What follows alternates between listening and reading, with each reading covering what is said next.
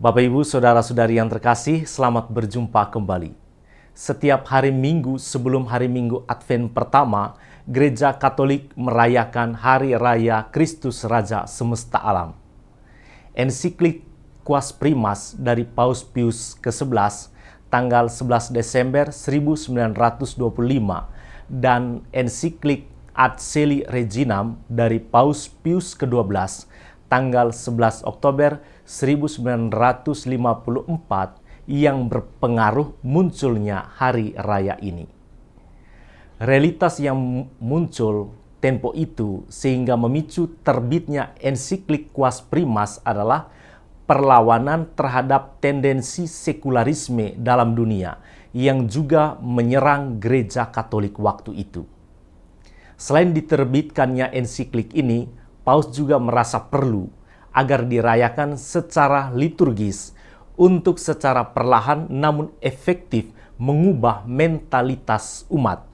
Sehingga kehidupan umat Katolik semakin berpusat pada kekuasaan Kristus, bukan pada hal-hal duniawi atau kemampuan manusiawi semata-mata.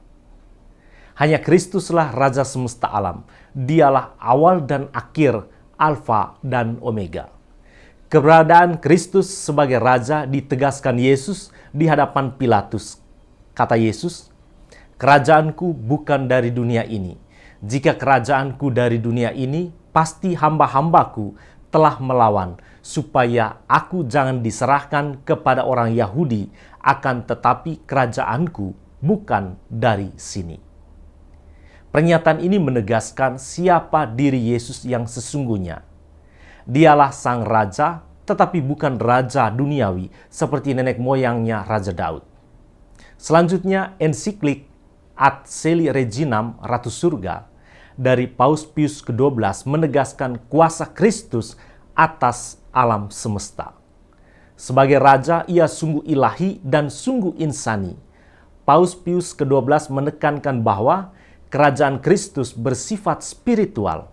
Lawan dari kuasa Kristus ini ialah kuasa kejahatan, yaitu iblis.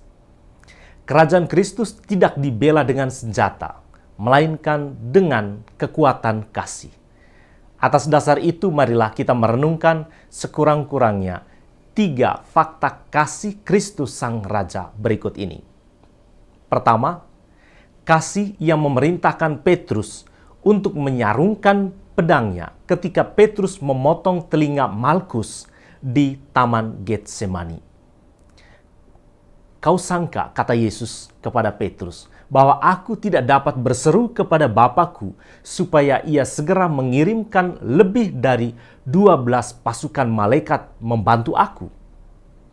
Nah, perlu kita ketahui, 12 pasukan ini bukan berarti 12 orang prajurit. Kata pasukan dalam bahasa Yunani adalah legion. Satu legion atau satu pasukan itu berjumlah kurang lebih 6.000 tentara. Jadi kalau Yesus menyebut 12 pasukan malaikat, berarti kurang lebih 72.000 malaikat. Jumlah yang begitu banyak. Tetapi sekali lagi, Yesus tetap mengedepankan kasih di hadapan kejahatan. Sebab kata Yesus, "Barang siapa menggunakan pedang akan binasa oleh pedang." Lihat Bapak Ibu Saudara-saudari yang terkasih, Yesus menunjukkan siapa dirinya. Dia memiliki relasi yang intim dengan Bapa. Selain itu, dia juga memiliki otoritas atas pasukan malaikat dalam kerajaan surga. Tetapi kekuatan kerajaan surga bukan untuk membinasakan, tetapi untuk menyelamatkan. Termasuk menyelamatkan Simon Petrus dari kemarahannya sendiri. Fakta yang kedua, dalam Injil hari ini, yaitu Injil Lukas bab 23 ayat 35 sampai dengan ayat 43, kita membacanya bahwa sebanyak 3 kali Yesus diejek saat dia tergantung di kayu salib. Ejekan yang pertama itu adalah di mana Yesus diejek oleh pemimpin bangsa Yahudi. Yang kedua, Yesus diejek oleh para prajurit. Dan yang ketiga, Yesus diejek oleh salah seorang dari penjahat yang tersalib. Tetapi Sang Raja Kasih tidak pernah membalas ejekan dengan makian, tetapi dengan mendoakan pengampunan. "Ya Bapa, ampunilah mereka sebab mereka tidak tahu apa yang mereka perbuat."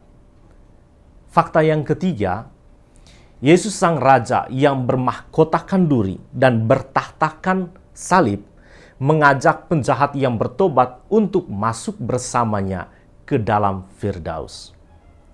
Kita semua tahu bahwa Firdaus adalah tempat hunian pertama dari manusia. Tetapi dosa telah membuat Adam dan Hawa diusir dari taman itu. Dan puji Tuhan, berkat belas kasih Kristus Sang Raja dan pertobatan dari pihak manusia, manusia yang bertobat itu diajak oleh Kristus untuk kembali memasuki Firdaus. Yesus tidak kehilangan kuasanya sebagai Raja saat disalibkan. Dia secara konsisten mewartakan siapa dirinya dan dari mana dia berasal. Perkataan penjahat yang bertobat, "Yesus, ingatlah akan daku apabila engkau datang sebagai Raja," juga menjadi doa kita pada hari ini. Yesus, ingatlah akan daku. Pertanyaan selanjutnya adalah, apakah kita punya peluang untuk tidak dikenali Yesus? Jawabannya iya. Kalau kita tetap tinggal dalam kejahatan dan tidak mau bertobat. Dalam Injil Lukas bab 13 ayat 27, Yesus pernah berkata begini, "Aku tidak tahu dari mana kamu datang. Enyalah dari hadapanku, hai kamu sekalian yang melakukan kejahatan." Itulah saat yang paling menyedihkan. Kalau Tuhan tidak mengenal Anda dan tidak mengenal saya karena kita tidak mau bertobat. Perlu kita ketahui bahwa Tuhan tidak pernah bersikap diskriminatif. Firdaus untuk semua orang, kalau Anda dan saya juga turut bertobat. Siapapun yang hendak mengikuti perjamuan surgawi dalam kerajaan Kristus mesti menggunakan pakaian pesta. Dan pakaian pesta yang dimaksudkan Yesus adalah kasih. Ketika Raja itu masuk untuk bertemu dengan tamu-tamu, ia melihat seorang yang tidak berpakaian pesta. Selanjutnya kepada orang yang tidak berpakaian pesta, Raja itu memerintahkan hamba-hambanya begini, "Ikatlah kaki dan tangannya dan campakkanlah orang itu ke dalam kegelapan yang paling gelap. Di sanalah akan terdapat ratap dan kertak gigi." Bapak, Ibu, saudara-saudari yang terkasih, sebagai umat Katolik kita pasti bersuka cita karena perayaan hari ini. Tetapi ingatlah akan satu hal ini. Kalau Kristus adalah Raja kita, maka kita adalah rakyat dari Raja yang tersalib. Raja yang mengasihi kita dengan pengampunan. Bersama penjahat yang bertobat, marilah kita berdoa. "Yesus, ingatlah akan daku apabila engkau datang sebagai Raja." Tuhan memberkati kita semua.